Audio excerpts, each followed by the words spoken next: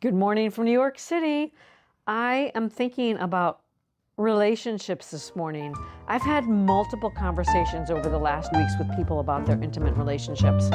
And it came to my mind to talk about this because I was speaking with a friend this morning and she's in a new relationship, yet many of the things she was talking about are the exact same things that people in long-term relationships and marriages have. There are many things I could say, but in particular, I'm interested in talking about this dance between distance and intimacy with a relationship. It just so happens I'm listening to a lecture these days by the poet and philosopher David Whyte, whom I reference quite frequently. And he's talking about the bravery and generosity it takes to allow for distance within an intimate relationship. Now, it's one thing when the distance is that someone kind of bails on you and buries himself in their work or is avoidant and can't face the issues in a relationship. But David Whyte talks about the fact that there's always a piece of us that our partner will never know, that is not yours, that is secret and intimate, that is about the interior life of a person. And he talks about that it's brave and generous to recognize and allow for the distance within the intimacy.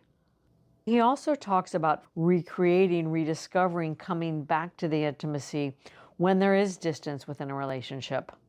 I guess all this to say that relationships are hard, as we all know. And I like thinking about the melody and the ebb and flow of the intimacy and distance. I really valued his perspective on it. I'm going to go on and read my letter to Lucy. By way of background for those of you who may have stumbled into this episode, episode 56 is called Transmuting Old Stories, and I'm talking about this little bit of shame that I've been carrying around for a long time. And it's this story I have in my head that's weighing on my heart that I finally released by writing a letter to my friend Lucy Wallace.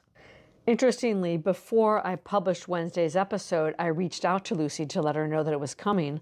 And she was actually in Mississippi at the exact same penitentiary that I visited when I went with Dance to Be Free all those years ago. That was kind of cool. So here's my letter to Lucy. Dearest Lucy, it's been far too long since we last communicated. I suspect that my letter will come as a bit of a surprise to you. I watch you from afar, Lucy. My heart swells every time I see the videos of you moving and grooving with the inmates on your prison visits. I feel the energy and I see the joy you create. You exalt the beauty that lies beneath the striped prison garb. I know from my experience with Dance to Be Free just how lucky the inmates are to have you show up for them. You give them hope that they are not forgotten. The endless red tape and hoops you jump through to get past those prison gates is something too few can truly appreciate. You embody the meaning of the word advocate. I've been carrying around this letter in my head for years, and the time has come to release something that has been weighing on my heart. It feels important to me to tell you that I see your work and service with far greater reverence and appreciation than I did when I came to the all-women's penitentiary in Mississippi. At that time, I greatly valued your efforts, yet I somehow failed to see Dance to Be Free with the perspective and clarity I have today. You see, I was filtering it with the lens of bigger is better thinking. I regret that my stance was that of assessment, more evaluating than fully valuing. So I've been carrying around residual shame from my ignorance and tone deafness for far too long. I am writing to apologize, and I am doing so also to forgive myself once and for all. You, dear Lucy, are in the proverbial ring, year after year, showing up at prisons in remote towns across the country to do your immensely important and beautiful work. I want you to know I see your tenacity and perseverance. I admire your work and dedication, and I am deeply inspired by all that you do. The world is so very lucky to have you, Lucy Wallace. I'm thrilled to make Dance to Be Free the recipient of my May 21st birthday fundraiser on Facebook. It's the least I can do. Yours with much love and respect, Constance. I hope you enjoyed that. I know it's very personal.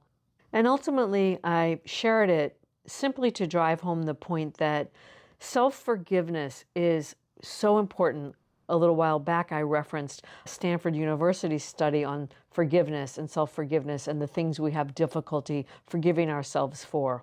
And sometimes they're big things, but sometimes they're simple, small transgressions or regrets. And holding on to it is not healthy. It's a good thing to practice self-forgiveness, and I guess that's what I'm learning to do yet. So thank you for listening.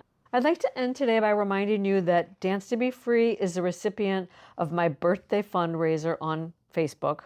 I would like to acknowledge and support their beautiful work. So please do take the time to go to Facebook and donate whatever you can, even if it's $5, anything at all.